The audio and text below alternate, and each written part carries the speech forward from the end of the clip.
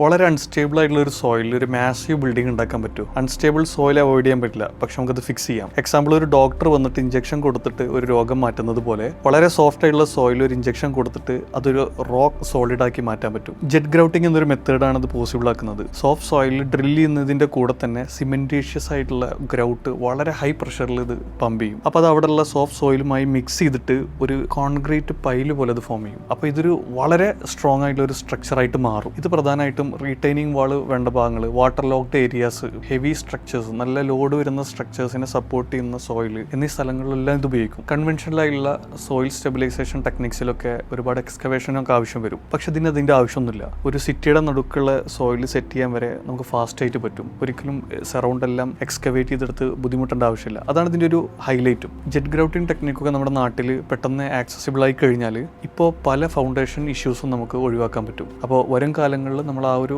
Process welcome ചെയ്യണം.